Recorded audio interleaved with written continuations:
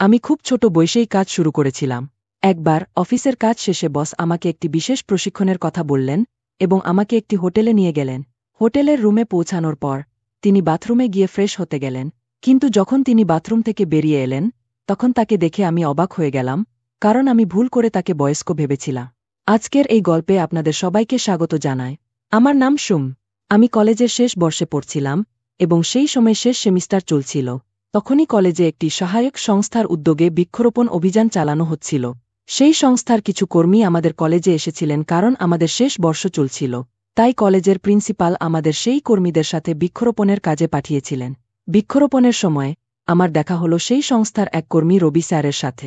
গাছ লাগানোর সময় যদি কেউ আঘাত পেত, আমি দৌড়ে তার সাহায্য করতাম। আমার এই স্বভাবটি রবি স্যারের নজরে পড়েছিল। তিনি ব্যক্তিগতভাবে আমার কাছে এসে বললেন, কিছু মাসের মধ্যে তোমার কলেজ শেষ হয়ে যাবে। কলেজ শেষ হওয়ার পর যদি তোমার ইচ্ছা থাকে তুমি আমার সাথে কাজ করতে পারো। তোমার স্বভাব আমার কাছে খুবই আলাদা মনে হয়েছে। তুমি মানুষকে সাহায্য করতে খুব আগ্রহী। তোমার সাথে কাজ করে আমারও খুব ভালো লাগবে। রবি স্যার আমার স্বভাবকে ঠিকমতো চিনতে পেরেছিলেন। আমি সমাজসেবা করতে খুবই আগ্রহী ছিলাম।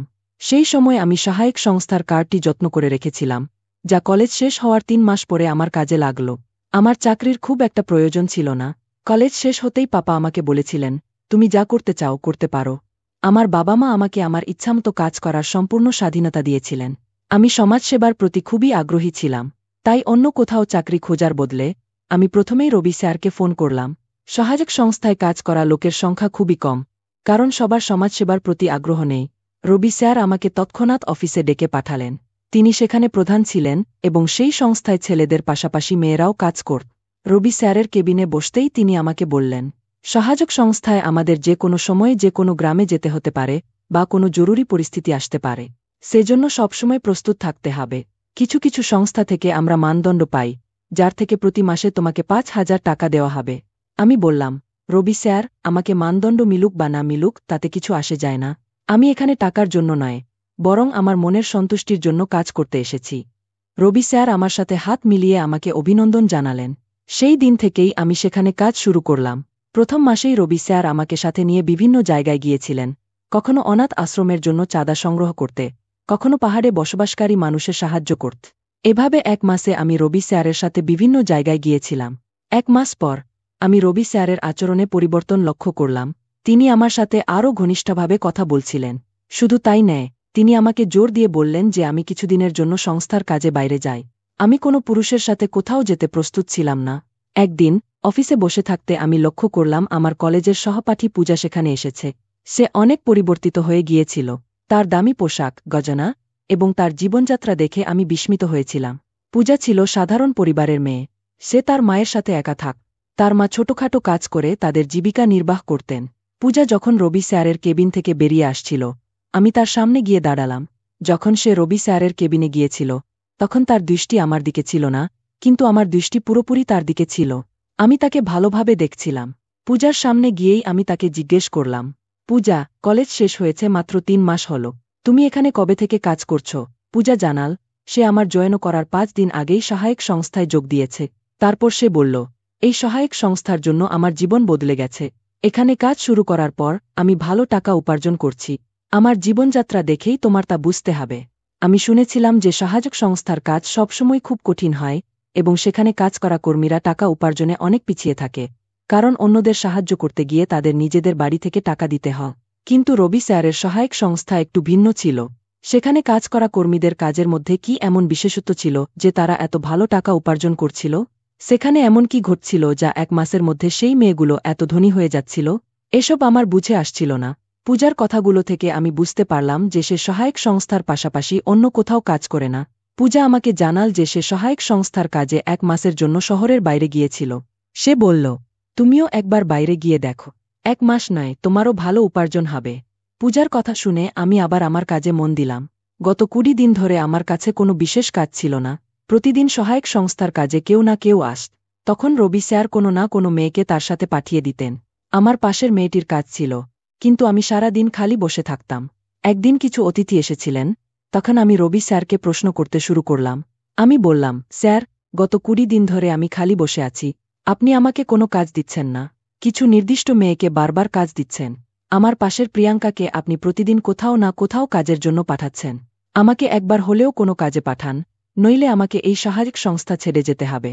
তখন রবি স্যার সেই অতিথিদের প্রিয়াঙ্কার সাথে যেতে বললেন এবং তারা চলে যেতেই রবি স্যার আমার গলায় হাত দিয়ে আমাকে তার কেবিনে নিয়ে গেলেন।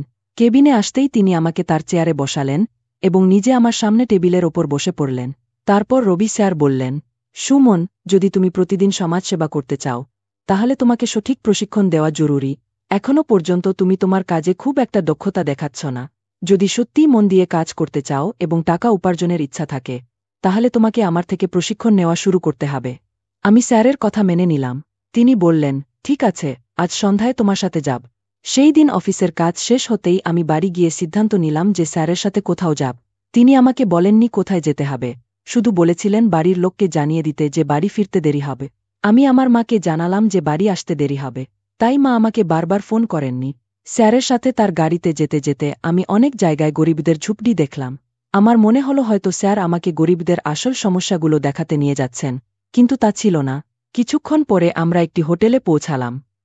হোটেলে পৌঁছানোর পর আমি সরাসরি রবি স্যারকে প্রশ্ন করলাম, এখানে আপনি আমাকে সমাজসেবার কি প্রশিক্ষণ দিতে চাচ্ছেন? রবি স্যার হাসিমুখে বললেন, সব বলছি। তারপর তিনি আমাকে নিয়ে গেলেন হোটেলের ঘরের ভিতর।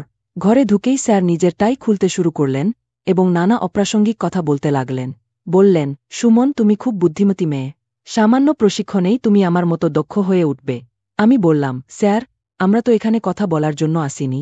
আমাকে কি প্রশিক্ষণ দিতে চাচ্ছেন সেটা একটু পরিষ্কার করে বলুন। আমার কথা শোনা মাত্রই স্যার হঠাৎ গম্ভীর হয়ে গেলেন এবং আমার কাছে এসে বসলেন। তিনি আমার হাতে একটি পানির বোতল দিয়ে বললেন, একটু ঠান্ডা পানি খাও আর ফ্রেশ হয়ে না। তুমি ফ্রেশ থাকলে তখন আমি তোমাকে সঠিক প্রশিক্ষণ দিতে পারব। রবি স্যারের এমন ঘুরিয়ে ফিরিয়ে বলা কথাগুলো আমাকে সন্দিহান করল। তার কথার অর্থ আমি বুঝতে পারছিলাম না এবং বুঝতেও চাইছিলাম না। তখন আমি বললাম, আমার এখানে কিছু ঠিক লাগছে না। আমি এখান থেকে চলে যাচ্ছি। যদি আপনি আমাকে কোনো প্রশিক্ষণ দিতে চান তবে সেটা অফিস সময়ে দিন। আমি স্যারের কাছ থেকে উঠতে গিয়েছিলাম, তখন তিনি দূর থেকে আমার হাত ধরে টেনে নিয়ে এলেন। তারপর বললেন, সুমন, কাজে এমন বিরক্তি ভালো নয়। তার উদ্দেশ্য মোটেই ভালো মনে হচ্ছিল না, তাই আমি তার হাত জোরে ঝটকা দিয়ে সরিয়ে দিয়ে ঘর থেকে বেরিয়ে এলাম। হোটেলের ঘর থেকে বেরিয়েই সিদ্ধান্ত নিলাম, আজকের পর আমি আর সেই সহারা সংস্থায় কাজ করতে যাব না। পরের দিন আমি সহারা সংস্থায় গেলাম না। মা জানতে চাইলেন কেন আমি আজ কাজ করতে যাইনি। আমি মাকে বললাম, আমি কয়েকদিনের ছুটি নিয়েছি। মাকে আর কিছু না জানিয়ে আমি আরামে বসে পড়লাম। সেই দিনটি চলে গেল। তারপর আরও 3 দিন কেটে গেল, কিন্তু আমি বাড়িতেই রইলাম। রবি স্যার বারবার ফোন করছিলেন, আমি তার নম্বর ব্লক করে দিলাম। তারপরও তিনি আমাকে শত মেসেজ পাঠিয়েছিলেন। তার ক্ষমা চাওয়ার মেসেজগুলো আমার ফোনে আসতেই থাক। তখন আমি মনে মনে স্থির করলাম যে আর কখনো সেই রবি স্যারের সামনে যাব না। কিন্তু পরবর্তী কয়েকদিনে এমন কিছু ঘটল যা আমরা কখনো কল্পনাও করিনি। সেই দিনও প্রতিদিনের মতো বাবা তার দোকানে গেলেন।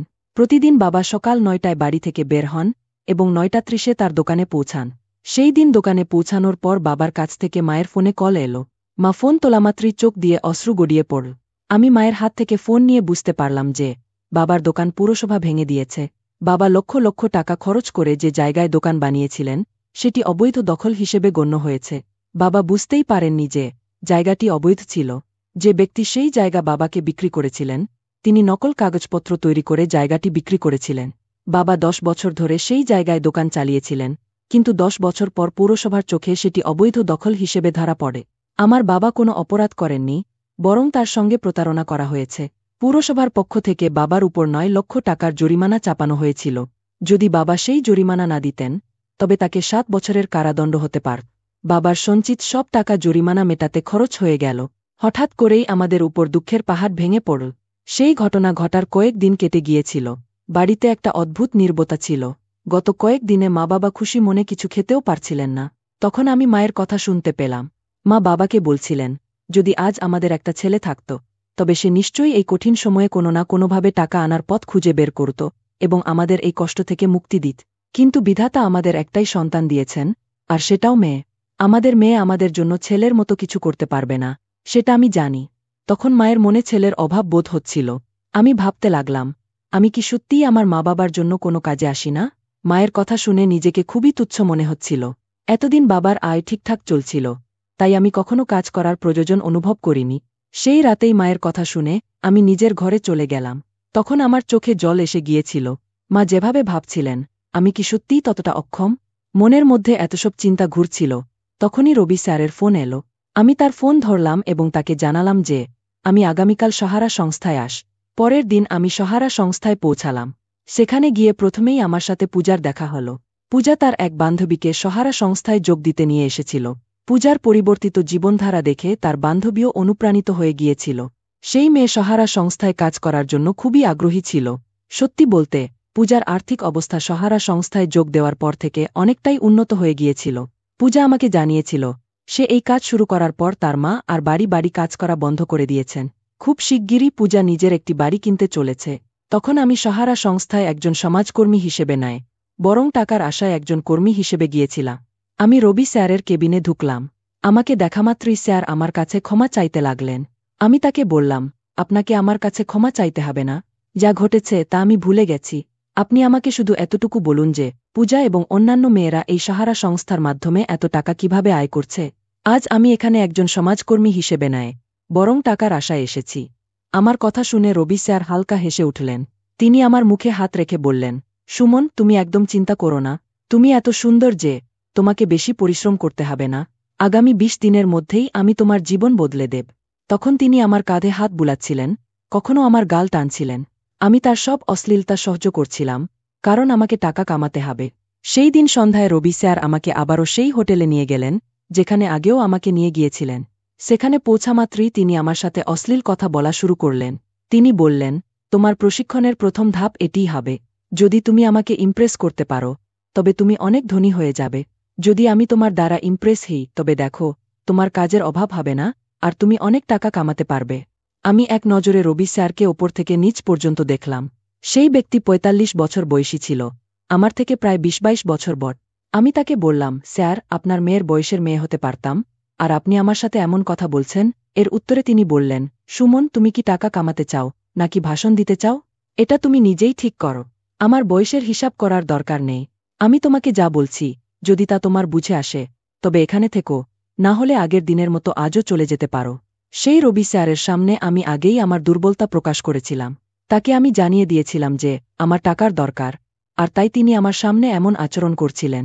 তা না হলে আগের দিনের মতো আজও তিনি আমার পিছে পিছে লালায়িত হয়ে ঘুরতেন। তখন আমার সবচেয়ে বড় সুবিধা ছিল যে আমি একজন মেয়ে ছিলাম, আর তাও এক তরুণী মেয়ে। সেই রবির আমার থেকে কিছু পেতে চাওয়া ছিল, ও সেই ভোগ না পেয়ে শান্ত থাকবে না, এটা আমি বুঝতে পেরেছিলাম। আমি তাকে বললাম, স্যার, আপনি আমাকে এমনিই যেতে দেবেন না, এটা আমি জানি। আপনি কি চাইছেন সেটাও আমি বুঝে গেছি, তবে আপাতত আমি শেষবের জন্য প্রস্তুত নই। আজ নয়, কাল আমাদের মধ্যে কিছু হবে, কিন্তু যতক্ষণ আমার মন সায় না দেবে, ততক্ষণ আমরা কেবল কথা বলে আর একসাথে সময় কাটিয়ে দিনগুলো পার করতে পারি। রবি আমার কথায় রাজি হয়েছিল। সে বলল, আজ পর্যন্ত যত মেয়ের সাথে আমার দেখা হয়েছে, তাদের মধ্যে তুমি আলাদা। তোমার সৌন্দর্য এবং তোমার বুদ্ধিমত্তা অন্যদের থেকে অনেক আলাদা। তোমার ইচ্ছা থাকলে আমি তোমার সাথে বিয়ে করতে রাজি আছি, তবে হ্যাঁ, তুমি আমার দ্বিতীয় স্ত্রী হবে, এটা আমি স্পষ্ট করে বলছি। সেই বৃদ্ধের সাথে আমার বিয়ে করার কোনো ইচ্ছাই ছিল না। তখন আমার মাথায় শুধু আমার মায়ের কথাগুলো ঘুরছিল। তার ভুল ধারণা ছিল যে আমি মেয়ে, তাই আমি কিছুই করতে পারব না। তার কথাগুলো আমার আত্মসম্মানকে আঘাত করেছিল। আমার চোখের সামনে শুধু টাকাই ঘুরছিল। সেই টাকার লোভেই আমি সেই বৃদ্ধের সাথে হোটেলের ঘরে হাত ধরাধরি করে বসেছিলাম। সে কখনো আমার চুলে হাত বুলাচ্ছিল, আবার কখনো আমার খুব কাছে আসছিল। আমি তাকে আমার সীমা অতিক্রম করতে দিইনি। প্রায় ২ ঘণ্টা ধরে আমি সেই বৃদ্ধের সাথে হোটেলের ঘরে বসেছিলাম। সে আমার সাথে প্রেমের কথাবার্তা বলছিল। আমি তার কথার সাথে সায় দিচ্ছিলাম, কারণ তার এবং তার কথার প্রতি আমার কোনো আকর্ষণ ছিল না। সেই দিন সে আমাকে যা প্রেমের কথা বলেছিল, তার জন্য সে নিজে থেকে আমাকে টাকা দিয়েছিল। কোনো কাজ না করেই আমার হাতে ১০,০০০ টাকা এসে গেল। বাড়িতে ফিরে সেই ১০,০০০ টাকা আমি আলমারিতে রেখে দিলাম। আমি ঠিক করেছিলাম, একটা ভালো পরিমাণ টাকা জমিয়ে সেটা মায়ের হাতে তুলে দেব। কাজের অজুহাতে আমি আবার সাহারা সংস্থায় গেলাম। সেখানে পৌঁছানোর পর রবি আমাকে সিনেমা দেখতে নিয়ে যায়নি। এমনকি পুরো দিন তার সাথে কাটাতে কাটাতে ১ সপ্তাহ কেটে গেল। রবি আমাকে কখনো ১০,০০০ তো কখনো ১৫,০০০ দিচ্ছিল। গত ৫-৬ দিনে আমি রবির সাথে বেশ মিশে গিয়েছিলাম। একবার আমি তাকে সরাসরি প্রশ্ন করলাম, রবি, আমাদের মধ্যে যখন এমন সম্পর্ক গড়ে উঠেছে, তাহলে পূজার মতো মেয়েরা কি এভাবেই টাকা কামায়? রবি আমাকে সেই উত্তর দিল না যা আমি আশা করেছিলাম। সে কেবল হাসিমুখে বিষয়টা এড়িয়ে গেল। সেই দিন রবি হঠাৎ আমাকে হোটেলে নিয়ে গেল। ঘরে ঢুকেই সে আমার উপর হাত বোলাতে শুরু কর। আমি বললাম, এখনও আমার মন সায় দিচ্ছে না। কিন্তু রবি আমার কথা শোনার জন্য প্রস্তুত ছিল না। সে বলল, এখন অনেক হয়েছে, তোমার সাথে ঘুরে বেড়ানোর ইচ্ছেও আমি পূর্ণ করেছি, এখন আর আমাকে বেশি কষ্ট দিও না। তোমার যত টাকা দরকার আমি তোমাকে দেব, তবে এখন আমাকে ফিরিয়ে দিও না। সে আমাকে যে পরিমাণ টাকা দিচ্ছিল তা আমার জন্য সত্যিই অনেক বেশি ছিল। এত টাকা আমি পাব তা আমি কল্পনাও করিনি। রবি আমাকে 10 লক্ষ টাকা দিতে রাজি ছিল। এক মুহূর্তের জন্য আমি তার সাথে সময় কাটানোর জন্য রাজি হয়ে গিয়েছিলাম, কিন্তু যখন সে আমার খুব কাছে এলো তখন হঠাৎ সবকিছুই আমাকে অস্বাভাবিক লাগতে শুরু কর। সেই সময় আমার মাথায় শুধু সেই বিশেষ টাকাটাই ছিল না, আমার বাবার শেখানো কথাগুলো মনে পড়ে গেল। বাবা ছোটবেলা থেকে আমাকে শিখিয়েছিলেন, টাকার জন্য কখনো নিজের সত্তা ত্যাগ করতে নেই, আর নিজের সম্মানকে দাগও লাগাতে নেই। বাবার সেই কথাগুলো মনে আসতেই আমি রবিকে নিজ থেকে দূরে সরিয়ে দিলাম। রবি আমাকে দূরে সরাতে রাজি ছিল না, সে জোর করে কিছু করতে চেয়েছিল। আমি রবির হাত থেকে মুক্তি পেতে চাইলাম, তাই আমি নায়নাকে ফোন করলাম। নায়না আমার বন্ধু, সে একজন সাংবাদিক ছিল। যে হোটেলে রবি আমাকে নিয়ে এসেছিল সেই হোটেলের আশেপাশের এলাকায় নায়না সবসময় থাক। তাকে সন্দেহ ছিল যে সেই হোটেলে কিছু অবৈধ কাজ হচ্ছে। আমি ফোন করার কিছুক্ষণ পরই নায়না সেখানে এসে হাজির হল। সে তার সাংবাদিকতার কাজ শুরু করে দিল। টিভিতে সেই নিউজ লাইভ দেখানো হচ্ছিল। আমি রবির সাথে টিভিতে দেখা যাচ্ছিলাম। রবি সহারা সংস্থার আড়ালে অবৈধ কাজ করছিল। কিছু মেয়েরা তাদের ইচ্ছায় সেই কাজ করছিল, আবার কিছু মেয়ে জোর করে সেই কাজ করতে বাধ্য হচ্ছিল। রবির সব কুকর্ম জনসমক্ষে চলে এলো। গত কিছুদিন ধরে তার সাথে ঘুরতে গিয়ে আমি তার অনেক গোপন কথা বুঝতে পেরেছিলাম। সেই নীচ ব্যক্তির আসল রূপ আমি সবার সামনে তুলে ধরলাম। হয়তো সেই সময়ে আমার মা বাবাও আমাকে টিভিতে দেখে ফেলেছিল। কিছুক্ষণ পরেই আমার মা বাবাও সেখানে পৌঁছে গেলেন। বাবা আমার উপর অনেক গর্ব অনুভব করছিলেন। বাবা বললেন, আজ আমার মেয়ে গর্বের সাথে আমার মাথা উঁচু করে দিয়েছে। আমার মেয়ে প্রকাশ্যে এক প্রতারকের সত্যি কথা বলার সাহস দেখিয়েছে। তখন আমি বললাম, বাবা, আপনি কি আমার এই সাফল্যে খুশি? কিন্তু মা হয়তো খুশি নন। তিনি হয়তো এখনও ভাবছেন, আমার জায়গায় যদি একটা ছেলে জন্মাত। বাবার উত্তরে বললেন, যে সাহস আমার মেয়ে দেখিয়েছে হয়তো একজন ছেলে তা পারত না। আমার মেয়েই আমার জন্য ছেলে। মাও আমার উপর গর্ব অনুভব করছিলেন। মায়ের ভালোবাসার সাথে বাবার শিক্ষাও আমার মধ্যে ছিল। টাকার জন্য আমি আমার সম্মান বিক্রি করতে পারিনি। বাবার শেখানো শিক্ষার জন্য আমি টাকার আগে আমার মা বাবার সম্মানকে প্রথম স্থানে রেখেছিলাম। এজন্য পুরো শহরে আমার সুনাম ছড়িয়ে পড়েছিল। বন্ধুরা, টাকা কামানোর জন্য কখনো ভুল পথে যাওয়া উচিত নয়। খারাপ পথে যাওয়ার আগে একবার নিজের মা বাবার শিক্ষার কথা মনে করা উচিত। সৎ পথে উপার্জিত টাকা একজনকে সমাজে মর্যাদা দেয়, কিন্তু অসৎ পথে উপার্জিত টাকা জীবনে শুধু দুর্ভোগ নিয়ে আসে। বন্ধুরা, যদি ভিডিওটি ভালো লেগে থাকে তাহলে চ্যানেলটি সাবস্ক্রাইব করে রেখো। রাত নামতেই আম্মু আব্বার ঘর থেকে চিৎকারের আওয়াজ ভেসে আসতে শুরু করত। একবার ভাবলাম, কি ব্যাপার, দেখতে গেলে কি হয়? ওই দুইজন কি নিয়ে এত হইচই করছে? আম্মু আব্বার শোবার ঘরটা আমার কক্ষের ঠিক পাশেই, আর আমার রুমের জানালাটা সরাসরি তাদের ঘরের দিকে খোলা। জানালাটা খুব পুরনো না হলেও 2-3 জায়গায় ছিদ্র হয়ে গিয়েছিল। ছিদ্র দিয়ে উকি দিয়ে দেখতেই আব্বুকে আম্মুকে কোনো কাজ করতে বলতে দেখলাম, কিন্তু আম্মু রাজি হচ্ছিলেন না। হঠাৎ আব্বু কিছু একটা দেখালেন, আম্মুর আপত্তি গলে গেল। তাদের এভাবে দেখে আমার গায়েও এক অদ্ভুত রকমের চুলকানি শুরু হল। হাতের সাহায্যে চুলকানি মেটাতে মেটাতেই আব্বুর চোখে পড়ে গেলাম আমি। পরদিন সুযোগ পেয়েই তিনি, হ্যালো বন্ধুরা, আজকের রোমাঞ্চকর গল্পে স্বাগতম। আমি নেহা, পাটনা শহরের বাসিন্দা। আমাদের বাড়িটা বিশাল। এখানে থাকি আম্মু আব্বু আর দাদু দাদুর সঙ্গে। বাবা মায়ের একমাত্র সন্তান বলে আদরেতনে বড় হয়েছি। যৌক্তিক অযৌক্তিক সব চাহিদাই পূরণ করেছেন তারা, তাই আমাকে বলতে পারেন নেষ্টবালা। বয়স 19, কিন্তু শরীর দেখলে কেউ বিশ্বাস করবে না, বাইশোর্ধ্ব মেয়ের মতো গড়ন। এর পেছনে আমি নিজেই দায়ী।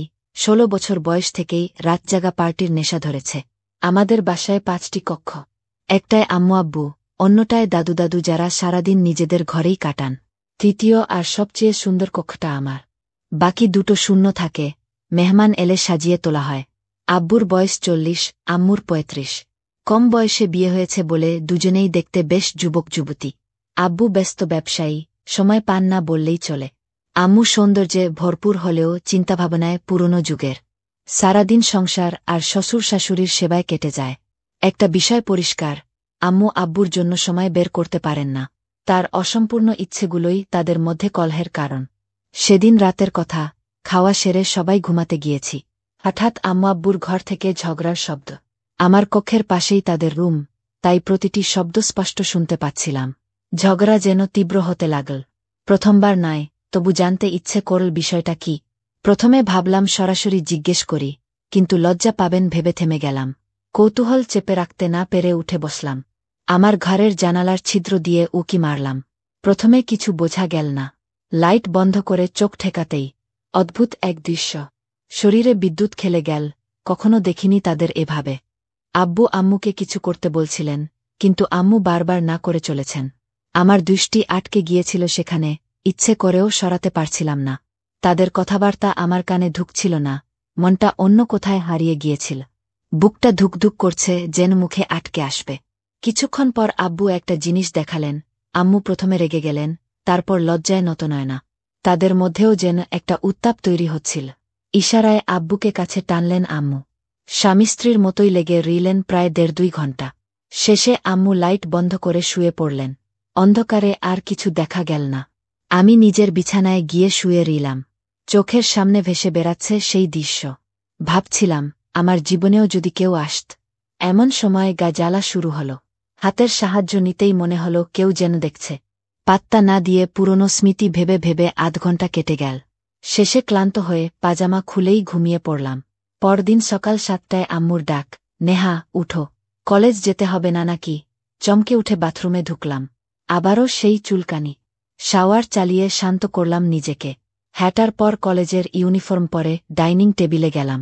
আব্বুকে গুড মর্নিং বলে পাশের চেয়ারে বসলাম। নাশতা শেষ করে বের হওয়ার সময় মনটা ভারী হয়ে উঠল। ফোন দিয়ে আটলাম, বাস মিস করেছে, আব্বু স্কুটিতে করে পাঠিয়ে দেবেন। আম্মু রাজি করালেন আব্বুকে। স্কুটি বাইরে এনে অপেক্ষা করতে লাগলাম। আব্বু সাধারণত গাড়ি ব্যবহার করলেও আজ হেলমেট পরে উঠলেন। ১০ কিলোমিটার পথের মাঝামাঝি এসে প্রস্তাব দিলাম, আব্বু, এবার আমি চালাই। তিনি প্রথমে চমকালেও শেষমেশ হ্যান্ডেল ধরে রাখার শর্তে রাজি। প্ল্যান কাজ করছে। আব্বুর বাহু ঘিরে ধরে সামনে বসলাম। তার শ্বাসের গরমায় গা শিউরে উঠল। কলেজ গেটে নামার সময় ইচ্ছে করল আরও কিছুক্ষণ থাকতে। ফিরতি পথে আব্বুর মুখে একটা অদ্ভুত দ্বিধা দেখলাম। বাড়ি ফিরে দেখি শুধু দাদু দাদি। আম্মু বাইরে, আব্বু অফিসে। বাথরুম থেকে বেরিয়ে এসে ভাবছি, এই আবেগের ঘূর্ণিঝড়টা কোথা থেকে এল। তাই চুপচাপ বিছানায় শুয়ে পড়লাম। কখন ঘুম এসে গেল টেরই পেলাম না। চোখ মেলতেই দেখি সন্ধ্যা ৫টা। গোসল সেরে অন্যরকম পোশাক পরলাম। আজ বিশেষভাবে সাজতে চেয়েছিলাম। আব্বুর ফিরতে এখনো সময় আছে, কিন্তু আম্মু কখন আসবেন তার ঠিক নেই। ৭টা বাজতেই দরজার বেল বেজে উঠল। ছুটে গিয়ে খুলতেই আব্বু মুচকি হেসে বললেন, মেয়ে, আজকে তো ছলমলে দেখাচ্ছিস। কথাটায় মন ভরে গেল। পরিকল্পনা ঠিক পথে এগোচ্ছে। ফ্রেশ হতে গেলেন তিনি। আমি চায়ের কেটলি চাপালাম। আব্বু ফিরে এসে রান্নাঘরের দরজায় দাঁড়িয়ে গল্প জুড়ে দিলেন। পিছন ফিরে তাকাতেই দেখি তার দৃষ্টি আমার দিকে। বুঝলাম, আজই হয়তো সময় এসেছে। চা ঢেলে দিলাম, নিজেকে শান্ত করতে বাথরুমে গেলাম। ফিরে এসেই হতাশা, আম্মু তো চলে এসেছেন। রাতের খাবারের পর আব্বু অপ্রত্যাশিত প্রস্তাব দিলেন, চলো বাইরে ঘুরে আসি। রাস্তায় বেরিয়ে তিনি বললেন, চলো সিনেমা দেখে আসি। বাবা মেয়ের কোয়ালিটি টাইম তো হওয়া দরকার। সিনেমা হলে প্রবেশ করতেই চোখে পড়ল, পুরনো সিনেমা বলে দর্শক মাত্র ৫০-৬০ জন। ভিআইপি লাউঞ্জে বসার সময় আব্বু ফিসফিস করলেন, এখানে শান্তি আছে। পর্দায় চলছে গল্প, কিন্তু আমার তো মন আব্বুর দিকে। উনি এদিক ওদিক তাকাচ্ছেন। হঠাৎ পায়ে কিছু টের পেয়ে লাফিয়ে উঠলাম। কি হাল? আব্বুর কণ্ঠে চিন্তা। বললাম, পোকা কামড়েছে। উনি হেসে উড়িয়ে দিলেন। কয়েক মিনিট পর আবার নাটক করলাম। এবার আব্বু বললেন, আসো, আমার সিটে বসল। কাঙ্ক্ষিত মুহূর্ত। তার পাশে বসতেই গা রোমাঞ্চিত। পপকর্ন আনতে গিয়ে ফিরে দেখি আব্বু সিট অ্যাডজাস্ট করছেন। অন্ধকারে তার হাতটা হঠাৎ আমার হাতের ওপর এলো। দুজনার শ্বাস দ্রুত হয়ে উঠল। শেষ পর্যন্ত সাহস করে হাতটা ধরে ফেললাম। পুরো সিনেমা জুড়ে চলে নীরব আলাপন। ২ ঘণ্টা পর লাইট জ্বলতেই নিজেদের সামলে নিলাম। বাসায় ফেরার পথে আব্বুর গালে লজ্জার রং। বাড়িতে শুধু দাদুর উপস্থিতি। রাতের খাবারে আম্মু জানতে চাইলেন, কেমন কাটল? আব্বু আমার দিকে তাকিয়ে বললেন, অসাধারণ ছিল। এই গল্পটি আপনার কেমন লাগল কমেন্টে জানান। লাইক, সাবস্ক্রাইব আর বেল আইকন চেপে রাখুন পরবর্তী রোমাঞ্চের জন্য। আমার স্ত্রী চাকরিতে যোগ দেওয়ার পর থেকে খুবই ব্যস্ত হয়ে পড়েছিল। আমাদের মধ্যে যে ঘনিষ্ঠতা ছিল তা ক্রমশ কমতে লাগল। ঠিক তখনই আমার জীবনে আমার স্ত্রীর এক বান্ধবী এসে হাজির হয়, যে আমাকে খুব যত্ন করতে শুরু কর। একদিন আমি আমার স্ত্রীর কাছে ঘনিষ্ঠ হতে চাইলাম, কিন্তু সে আমাকে দূরে সরিয়ে দিল। তখন আমি আমার স্ত্রীর বান্ধবীর কাছে চলে গেলাম, কারণ আমার মধ্যে পুরুষত্বের জোয়ার ততক্ষণে খুব প্রবল হয়ে উঠেছিল। এরপর রাতে আমি সেই বান্ধবীর সাথে সময় কাটালাম। হ্যালো বন্ধুরা, আজকের গল্পে আপনাদের স্বাগত জানাই। এই গল্পে আমি এক পুরুষ চরিত্রের ভূমিকায় আছি। আমার নাম সুশান্ত এবং আমি বিবাহিত। আমার স্ত্রী কিছুদিন হলো চাকরিতে যোগ দিয়েছে, আর এরপর থেকেই তার আচরণ সম্পূর্ণ বদলে গেছে। সে আমার সাথে খুব কম কথা বলত, অফিস থেকে ফিরে সবসময় ক্লান্ত থাক। সে এতটাই ব্যস্ত হয়ে পড়েছিল যে আমার প্রতি তার দায়িত্বটুকুও ভুলে যেতে শুরু কর। ধীরে ধীরে আমার মন খারাপ হতে শুরু কর। তখনই আমার স্ত্রীর বন্ধু আমাদের জীবনে আসে। একদিন সে আমাদের বাড়ি আসে এবং প্রথম থেকেই তাকে দেখে আমি মুগ্ধ হয়ে যাই। তারপর থেকে কখনো কখনো সে কাজের জন্য আমাদের বাড়িতে আসত। মাসটা দেখতে দেখতে কেটে গেল। সেই দিন আমার স্ত্রী তার চাকরির 1 মাস পূর্ণ করল এবং বন্ধুবান্ধবদের নিয়ে একটি পার্টি দিল। সে আমাকে কিছুই জানায়নি, বরং তার বন্ধুর মুখেই আমি এই খবর পাই। আমি অবাক হয়ে পার্টিতে উপস্থিত হই। সেখানে আমাকে